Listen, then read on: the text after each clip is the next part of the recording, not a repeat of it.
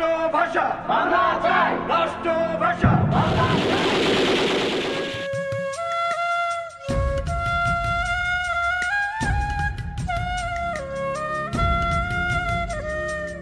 সবাইকে স্বাগত জানাচ্ছি কথা প্রকাশ নিবেদিত মেলার মাঠে মুখোমুখিতে। এই আয়োজনে আমরা মেলার গুরুত্বপূর্ণ বই নিয়ে গুরুত্বপূর্ণ লেখকদের সাথে আলাপ করি। আমার সাথে আছেন আমাদের খুবই প্রিয় লেখক আবু হেনা মুস্তফা এনাম। এনাম ভাই, স্বাগত আপনাকে। কেমন আছেন? আপনাকেও অশেষ ধন্যবাদ। আমার হাতে 4টা বই, এগুলো এইবার মেলায় বের হয় নাই, নানা সময়ে বের হয়েছে। জোনাকি বাবুই আছে আবু হেনা মুস্তফা এনামের, এটা আমার খুব প্রিয় গল্পের বই। গোলাপ নির্মাণের গণিত আলোচিত বই, আকালের গল্প সম্পাদনা করেছিলেন আবু হেনা মুস্তফা এনাম। এবং এইটা হলো বাংলা একাডেমি থেকে, বাংলা একাডেমির জন্যই তো করেছিলেন এই কাজটা। না, এটা কথা প্রকাশ থেকেই বেরিয়েছে, এটা তো প্রবন্ধের বই। বাংলা একাডেমি থেকে বেরিয়েছে মাহমুদুল হকের রচনাবলী। একদম রচনাবলী, যেটা সম্পাদনা করেছেন আপনি। এনাম ভাই, এবার বেলায় তো যত বই কথা প্রকাশ করেছে বেশিরভাগই আপনার সম্পাদনা করা। নিজের সাহিত্য রচনার চেয়ে সম্পাদনা ব্যাপারটা কত কঠিন আসলে? সম্পাদনা কাজটা আসলেই খুব জটিল। কথা প্রকাশ থেকে যত বই বেরিয়েছে ঠিক সবগুলো আমি সম্পাদনা করেছি এমন নয়।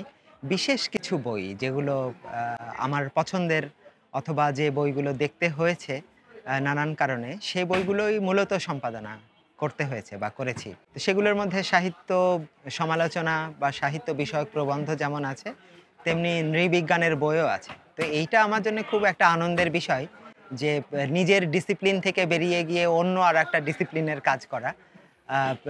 এর মধ্য দিয়ে আমি মনে করি যে মানে আমার পঠনের একটা পরিসর সেটা বৃদ্ধি পেয়েছে, নিজে অনেক সমৃদ্ধ হতে পেরেছি।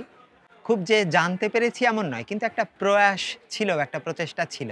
আমি একটু জানতে চাই যে আপনার লেখালেখিটা শুরু হয়েছিল কিভাবে এবং কেন আপনার মনে হলো যে কথা সাহিত্যই আসলে আপনার জায়গা? দেখুন, এটা এই বইটা 2005 সালে বের হয়, কিন্তু আমার লেখালেখির শুরুটা একদম স্কুল জীবন। আমি যখন ক্লাস 6-এ পড়ি তখন কবিতা লিখি। সাধারণত যা হয় যে কবিতা লেখা দিয়ে শুরু করেছি, কিন্তু তখনই আমি ক্রমশই গদ্যের দিকে ঝুঁকে পড়ি। কবিতা লেখা এবং ছোট ছোট করে গদ্য লেখা, সেই চর্চাটা চলছিল। কিন্তু সেসব তো আর প্রকাশ করা হয়নি, কারণ হচ্ছে যে একজন মানুষের বেড়ে ওঠার নানান পর্যায় থাকে, নিজেকে বিকশিত করা এবং নিজেও বুঝে ওঠার একটা ব্যাপার থাকে। তো ক্রুশকাঠের খণ্ডচিত্র অথবা অভাবিত শিল্প প্রণালী, এই গল্পগুলো আমার 96 সাল থেকে লেখা। তার আগের গল্প আসলে আমি কোনো বইয়ের মধ্যে রাখিনি। সেগুলো বলতে পারেন যে নিজের বেড়ে ওঠা বা বিকাশের যে একটা পর্যায় থাকে, সেই পর্যায়ে ওগুলো চর্চা, বা সহজভাবে বললে যে হাত মস্ক করার যে ব্যাপারটা, সেটা। কিন্তু আমার মনে হয়েছিল যে আচ্ছা, এই গল্পগুলো দিয়ে একটি বই করতে পারি। তো 2005 সালে এই বইটা আমার বন্ধুরা সবাই মিলে বের করেছিল, মূলত তাদেরই উদ্যোগে। মানে এই যে বন্ধুরা যে তুলে ধরা, সাহিত্য তো সাথে থাকা, বন্ধুরা তো তুলে ধরেছে। কিন্তু আপনার ক্রুশকাঠের খণ্ডচিত্র অথবা অভাবিত শিল্প প্রণালী বেরোনোর পর 2010-এ যে আপনার দ্বিতীয় বইটা বেরোলো, নির্জন প্রতিধ্বনিগণ, জি, এই দুইটা বইয়ের গল্পগুলোর মধ্যে আপনি কি পার্থক্য টের পান?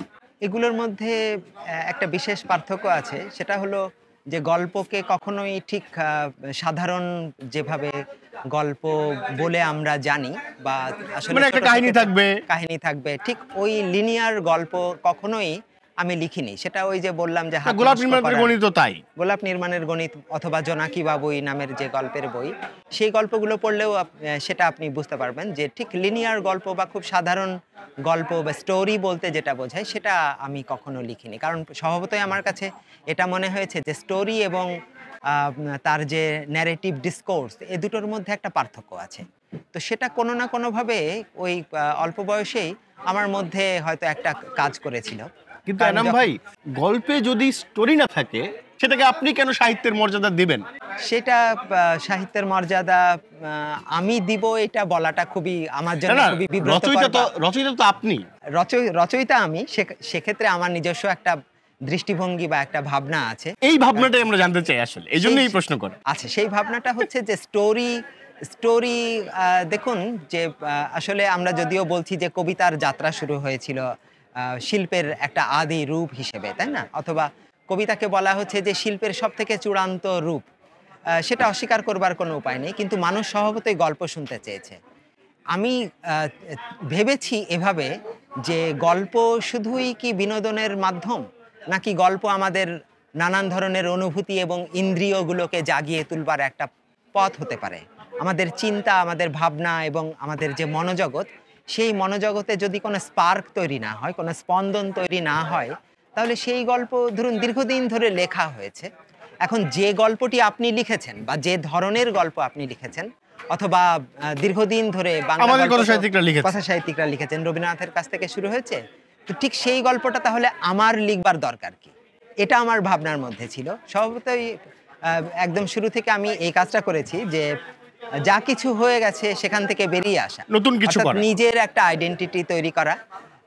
এবং এটা ঠিক খুব সুস্পষ্টভাবে যে স্টোরি এবং যেটা আমি বলছিলাম যে ন্যারেটিভ ডিসকোর্স, এই দুটোর মধ্যে পার্থক্য আছে। ন্যারেটিভ ডিসকোর্সের মধ্যে গল্প আছে, কিন্তু সেই গল্পটা স্বয়ং হয়ে ওঠে বা স্বয়ংভূ বলতে পারেন। এবং সেটার জন্যে বলা যায় যে ভাষাটা আগে আসে নাকি গল্পটা আগে আসে। তো এই ক্ষেত্রে দেখা যায় যে ভাষাটা তৈরি হচ্ছে, নির্মিত হচ্ছে, এবং এই নির্মাণের মধ্য দিয়েই আসলে একটা ন্যারেটিভ ডিসকোর্স দাঁড়ায়। ফলে গল্পটা তখন লিনিয়ার গল্প থেকে এই গল্পটা একটু আলাদা হয়ে যায়। ফলে শিল্পের তো নানান ধরন আছে, এবং শিল্প আসলে এত ব্যাপক একটা বিষয় যেখানে ধরুন চারপাশের যে অদৃশ্য জগৎ, সেই জগৎকে আসলেই তুলে আনা। কারণ যে জগৎ আপনি দেখছেন, আমি দেখছি, সেই জগৎ যদি আমি আবার নতুন করে দেখাই, তাহলে তার প্রতি মানুষ কতটুকু আকৃষ্ট হতে পারে, অথবা সেটা পাঠককে কি দিতে পারে। মানে তো ফলে আকর্ষণের মানে পদ্ধতিগত জায়গাটাকেই আপনি আসলে প্রশ্ন করে শুরু করতেছেন। সেটা হতে পারে, কিন্তু ঠিক আকর্ষণ বলতে যা বোঝায় ঠিক তাও নয়। আসলে আমি সবসময় ভেবেছি যে শিল্পকলা মানুষকে একটা আনন্দ যেমন দেবে, তেমনি তার মধ্যে চিন্তার নতুন একটা স্তর তৈরি করবে। সেটা আমার একটা ভাবনার মধ্যে ছিল। আর একটা বিষয় আপনাকে একটু বলি, সেটা হচ্ছে যে ভাষা নিয়ে অনেক ধরনের কথা হয় তো, কিন্তু যেমন শ্বশুর নামের যে বিখ্যাত ভাষাবিজ্ঞানী, জি ভাষাবিজ্ঞানী, তিনি বলছেন যে ভাষা তো আসলে একটা আকস্মিকতা থেকে জন্ম হয় এবং সেই আকস্মিকতা থেকে অভিপ্রায়ের দিকে যায়। আমার কাছে সেটা খুব গুরুত্বপূর্ণ মনে হয় যে এই আকস্মিকতা প্রকাশ করে দেওয়াটাই আসলে ভাষা কাজ নয়, বরং হচ্ছে যে ভাষাটা আমরা জানি না, যে ভাষাটা আমাদের শ্রবণের বাইরে থেকে বাইরে দিয়ে চলে যায়, আমাদেরকে স্পর্শ করে না, সেই ভাষার জগৎ আবিষ্কার করা, বা অস্পৃশ্য, অদৃশ্য এবং অপ্রত্যক্ষ যে জগৎ, সেই জগৎটা আবিষ্কার করা আসলে একজন লেখকের কাজ হতে পারে। ও মাই গড, আপনি তো ইচক দুয়েন্দের কথা বলতেছেন। ইচক দুয়েন্দে আমার খুব মানে পছন্দের একজন লেখক। আর একটা বিষয় বলি, সেটা হচ্ছে যে মানে ওই যেটা যেহেতু বলছিলেন যে আমার প্রথম বই এবং ছোটবেলায় কিভাবে আমি লিখেছি, তো তখন যেটা হতো যে স্কুল পড়ুয়া বালক আমি, কোনো একটা নতুন শব্দ পেলে সেই শব্দটা কিভাবে প্রয়োগ করা যায়, সেই শব্দের অর্থ হয়তো আমি জানি অথবা জানি না, কিন্তু শব্দটা আমাকে আকর্ষণ করলো, ফলে সেই শব্দটা নিয়ে আমি খেলতে চেয়েছি। এবং এভাবেই বিচিত্র ধ্বনি এবং বলতে পারেন যে প্রকৃতি থেকেও আমি শব্দগুলো সংগ্রহ করছি। এরকম দেখবেন যে আমার প্রথম বই বা একদম শেষ যে বই গোলাপ নির্মাণের গণিত, সেখানেও নানান ধরনের শব্দ যৌগ তৈরি করছি। এটাকে শব্দ যৌগ বলছি এই কারণেই যে একাধিক শব্দ মিলে একটা শব্দ, বা যে শব্দের সঙ্গে আর একটা শব্দের হয়তো সমন্বয় ঘটানো যায় না, কিন্তু কোনো না কোনোভাবে একটা সূত্র আবিষ্কার করা যায়, একটা সাঁকো তৈরি করা যায়।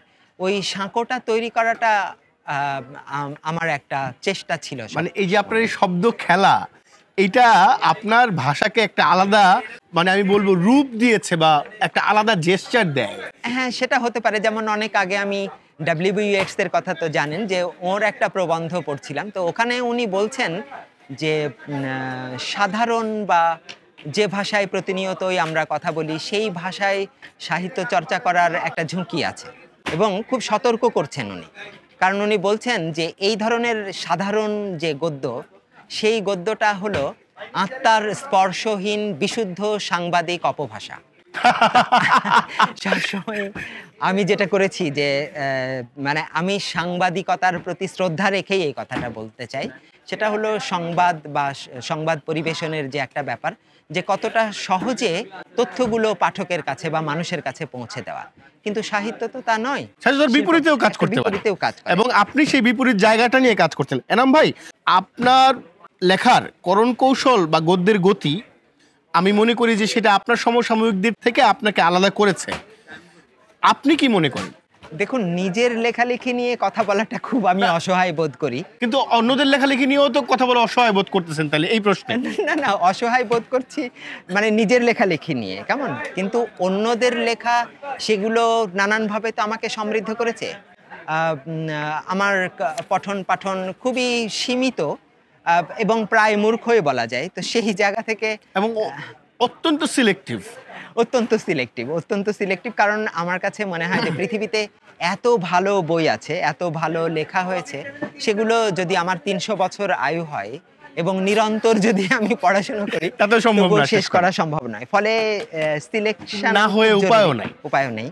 আপনি একটা লেখা যখন আপনি শেষ করেন, ধরেন আপনি ছাপার জন্য যাবেন, তার আগে আপনি আসলে কতবার সম্পাদনা করেন? আপনার সম্পাদনার প্রসেসটা কি? আমার গল্প লেখা মূলত গল্পের কথাই বলি, যদিও প্রবন্ধ বিস্তার লিখেছি। হ্যাঁ, উপন্যাস সেটা বের হয়েছিল 2014 সালে নান্দনিক থেকে, ফলে ওটা তো পাওয়াটাও মুশকিল। কিন্তু যেটা ঘটেছে যে কোনো লেখায় খুব দ্রুত লিখে শেষ করলাম, হয়তো 15 দিন লাগলো।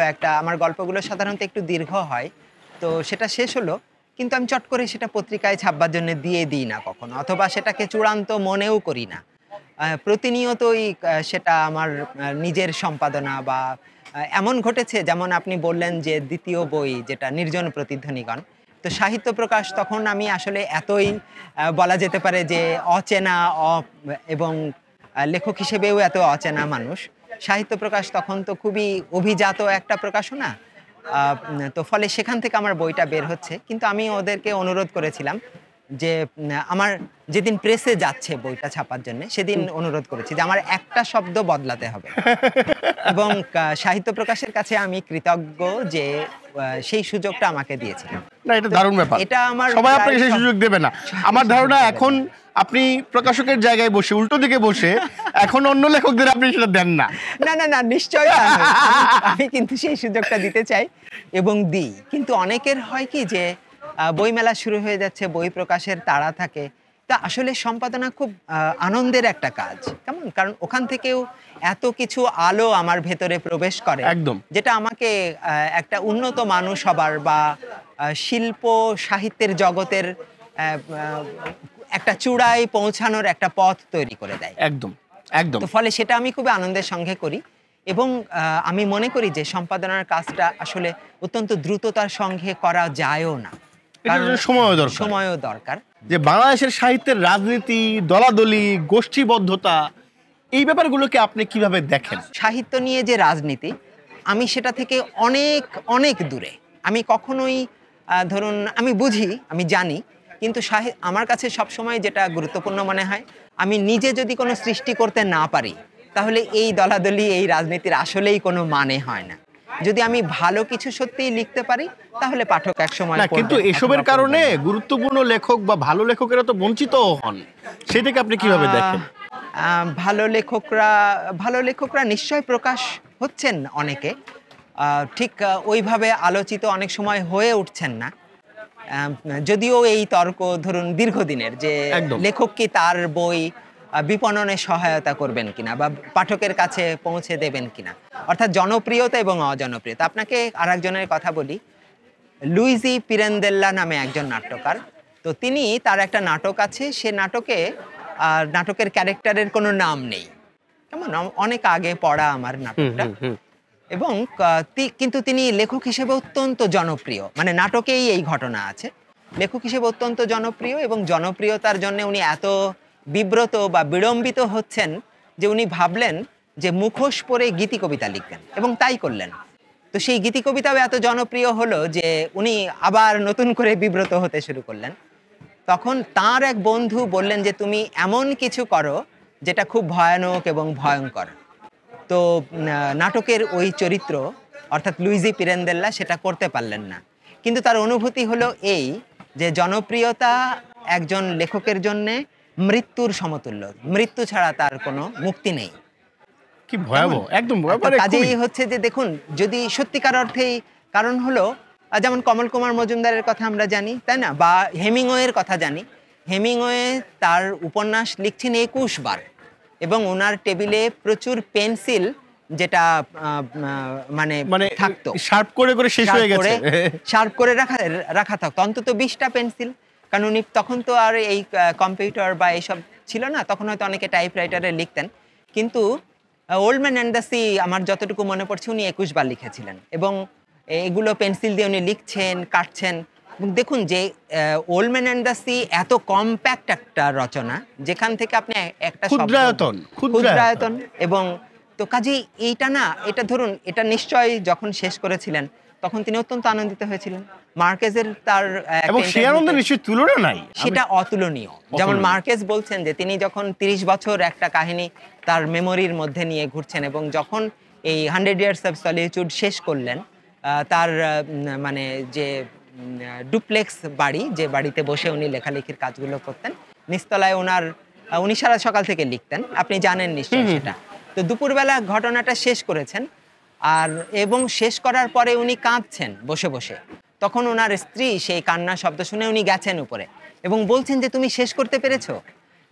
তাহলে দেখুন যে এইটা কিন্তু একদম এত কি বলবো, এত অনির্বচনীয় আনন্দ যে এর তুলনা কোনো কিছুতেই মানে সাহিত্যের এই বা লিখে উঠতে পারার একটা লাইন, একটা বাক্য লিখে উঠতে পারা, যেটা আসলেই বাক্য, যেটা আসলেই কবিতা, সেটা তার তো তুলনা নাই কোনো। এনাম ভাই এরকম তুলনারহিত আনন্দ আপনার জীবনে প্রচন্ড আসুক, প্রচুর আসুক। আমি একটু ছোট্ট করে জানতে চাই, এই যে সম্পাদনা কাজটা লেখক জীবনকে কোনোভাবে ক্ষতিগ্রস্ত করে কিনা? ক্ষতিগ্রস্ত আগে করতো না, আগে আমি ঠিক এই রকম সম্পাদনার কাজ তো আগে করিনি, কিন্তু ইদানিং মনে হচ্ছে যে করছে। এর কারণ হলো যে সেটা অনেক সময় আমাকে তো ভাবতে হয়, কারণ নতুন একটা যে টেক্সট ওই যে বললাম যে আমার ডিসিপ্লিনের নয়, ফলে সেটা নিয়ে আমাকে অনুসন্ধান করতে হয়, আমাকে একটু কিছুটা হলেও পড়তে হয়। তো সেটার জন্য সময় যায়, সেটা তো আমার অফিস আওয়ারের বাইরেও করতে হয় অনেক সময়।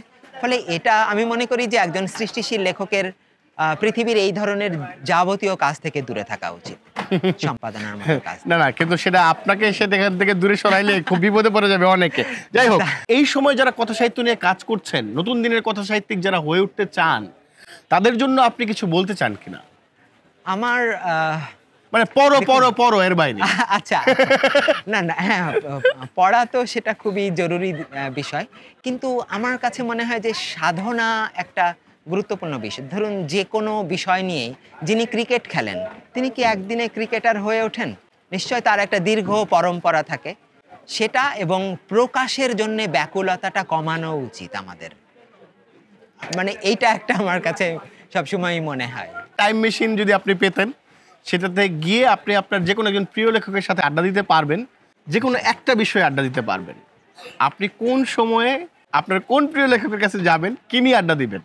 যখন প্রযুক্তির এত উন্মাতাল বিকাশ ছিল না, আমি বলছি না যে প্রযুক্তি খারাপ, কিন্তু এই যে প্রকাশের যে ব্যাকুলতা প্রযুক্তির কারণে অনেক সহজ হয়েছে, তো এই ডামাডোল থেকে আমি অনেক দূরে এবং হেমিংওয়ের কাছেই যেতে চাই, এবং ওকে জিজ্ঞেস করতে চাই কিভাবে 21 বার লেখা যায়, কিভাবে লেখা যায় 21 বার, এবং কোন অনুশীলন একজন মানুষকে আসলে এত নিবিষ্ট করে রাখতে পারে। তো সেটাই হচ্ছে আমার অনুসন্ধানের। দারুণ এনাম ভাই, আপনার সাথে আমরা আরো অনেক আড্ডা দিতে চাই। আমরা আপাতত র্যাপিড ফায়ার রাউন্ডে যাই। আবু হেনা মুস্তাফা এনাম ভাইয়ের সাথে যাচ্ছি র্যাপিড ফায়ার রাউন্ডে। প্রথম শব্দ আলো, নতুন দ্রাঘিমা, ছায়া, প্রশান্তি দেয়, প্রেম, অতুলনীয়, ঐশ্বর্যময়, বিরহ, এটাও আনন্দের, পাহাড় স্থানু, সমুদ্র, চলিষ্ণু, তারা আমাকে প্রশান্তি দেয়, ফুল, অতুলনীয়, বাতাস আমার প্রাণ স্পন্দন, আগুন আমি ভালোবাসি, জল ছাড়া ভাবতেই পারি না, মেঘ আমাকে ভাসিয়ে নেয়, রোদ আমি অপছন্দ করি, ঘড়ি যদি সম্ভব হতো তাহলে এটাকে আমি পিছন দিকে নিয়ে যেতাম, গান, যেমন বদলেয়ার বলছেন যে সমস্ত শিল্পকলা সঙ্গীত হয়ে উঠতে চাই, ফলে সেটা আমাকে নতুন নতুন প্রাণ সঞ্চার করে। এবং আমি জানি যে এনাম ভাইয়ের গল্প আসলে সঙ্গীত হয়ে উঠতে চায়। কবিতা আমার আজন্ম প্রেম। শহর থেকে দূরে থাকতে চাই। গ্রাম আমার নিঃশ্বাস নেবার জায়গা। রাস্তা যেন কখনো শেষ না হয়। শিশু আমার শিক্ষক। বৃদ্ধ, অভিজ্ঞতা আমি অভিজ্ঞানে রূপান্তর করি। গল্প, সাধনা। উপন্যাস, এটিও সাধনা। টুইস্ট, ঠিক বিশ্বাস করি না। আবু হেনা মুস্তাফা এনাম, নিভৃতে থাকতে পছন্দ করেন। জি, আমরা আশা করি আবু হেনা মোস্তফা এনাম আরও অনেক নিভৃতে থাকতে পারবেন এবং এরকম অসামান্য সাহিত্য রচনা করতে পারবেন, সেখান থেকে যে অনির্বচনীয় আনন্দ সেটা পেতে থাকবেন। এনাম ভাই, আপনাকে অনেক ধন্যবাদ। আপনাকে অশেষ ধন্যবাদ। প্রিয় দর্শক, কথা প্রকাশ নিবেদিত মেলার মাঠে মুখোমুখিতে আমরা কথা বলছিলাম কথা সাহিত্যিক আবু হেনা মোস্তফা এনামের সঙ্গে। দেখা হচ্ছে অন্য কোনো একজন লেখককে সাথে নিয়ে এই আয়োজনের পরের পর্বে। সবাইকে অনেক ধন্যবাদ।